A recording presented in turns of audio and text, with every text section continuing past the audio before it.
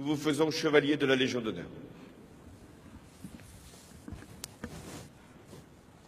Allocution de Monsieur Étienne Cardiès, conjoint du capitaine de police Xavier Jugelet. Xavier, jeudi matin, comme de coutume, je suis parti travailler et tu dormais encore.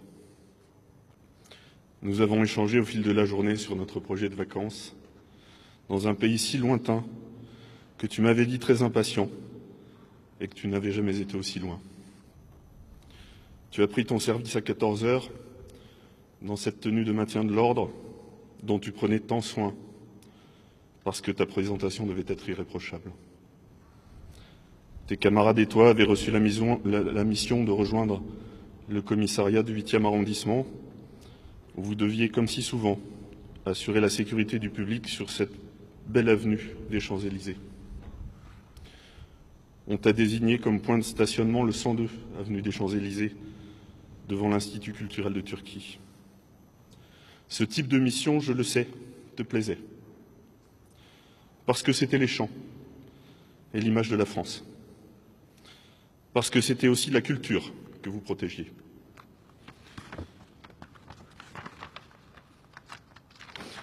À cet instant, à cet endroit, le pire est arrivé.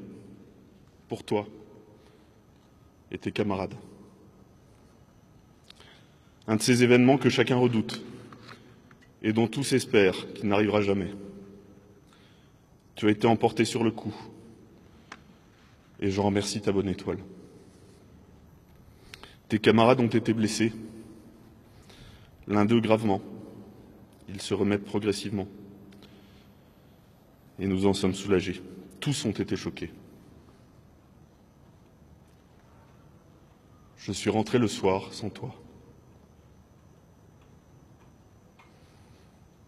avec une douleur extrême et profonde, qui s'apaisera peut-être un jour, je l'ignore. Cette douleur m'a donné le sentiment d'être plus proche que jamais de tes camarades qui souffrent, comme toi, silencieusement, comme moi, silencieusement. Et pour ce qui me concerne, je souffre sans haine.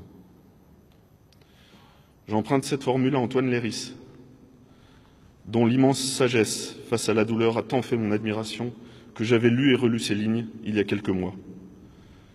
C'est une leçon de vie qui m'avait fait tant grandir qu'elle me protège aujourd'hui. Lorsque sont parus les premiers messages informant les Parisiens qu'un événement grave était en cours sur les Champs-Élysées et qu'un policier avait perdu la vie, une petite voix m'a dit que c'était toi. Et elle m'a rappelé cette formule généreuse et guérisseuse. Vous n'aurez pas ma haine. Cette haine, Xavier, je ne l'ai pas parce qu'elle ne te ressemble pas, parce qu'elle ne correspond en rien à ce qui faisait battre ton cœur, ni ce qui avait fait de toi un gendarme, puis un gardien de la paix. Parce que l'intérêt général, le service des autres et la protection de tous faisaient partie de ton éducation et de tes convictions, et que la tolérance, le dialogue et la tempérance étaient tes meilleures armes. Parce que le policier, derrière le policier, il y avait l'homme, et qu'on ne devient policier ou gendarme que par choix. Le choix d'aider les autres, de protéger la société et de lutter contre les injustices. Cette mission noble que la police et la gendarmerie assurent et qui sont régulièrement mises à mal. Moi, en tant que citoyen, avant même de te connaître, je l'admirais déjà. Cette profession de policier est la seule à laquelle la Déclaration des droits de l'homme et du citoyen fasse allusion. Dans son article 12, elle édicte cette évidence. La garantie des droits de l'homme et du citoyen nécessite une force publique, avec une précision utile en cette période politiquement importante. Cette force est instituée pour l'avantage de tous, et non pour l'utilité particulière de ceux auxquels elle est confiée. C'était la vision que nous partagions de cette profession, mais une facette seulement de l'homme que tu étais.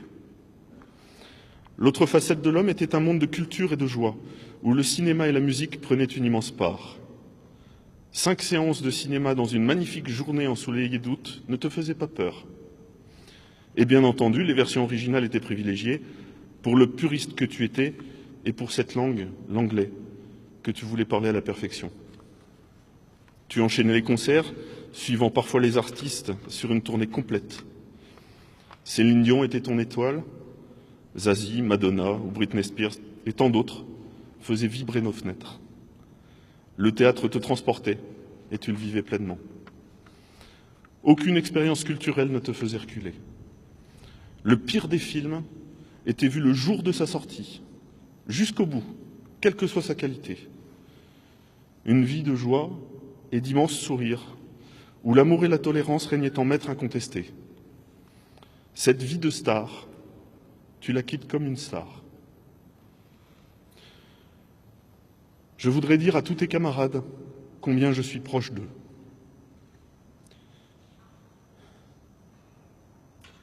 Je voudrais dire à ta hiérarchie policière combien j'ai vu la sincérité dans ses yeux et l'humanité dans ses gestes. Je voudrais dire à tous ceux qui luttent pour éviter que cela se produise, que ces événements se produisent, que je connais leur culpabilité et leur sentiment d'échec et qu'ils doivent continuer à lutter pour la paix. Je voudrais dire à tous ceux qui nous ont témoigné leur affection, à ses parents et à moi, que nous y avons été profondément sensibles. Je voudrais dire à ta famille que nous sommes unis. Et à tous les plus proches qui ont été si soucieux de moi, qui ont été si soucieux de nous, qu'ils sont magnifiquement dignes de toi. À toi, je voudrais te dire que tu vas rester dans mon cœur pour toujours. Je t'aime. Restons tous dignes et veillons à la paix et gardons la paix.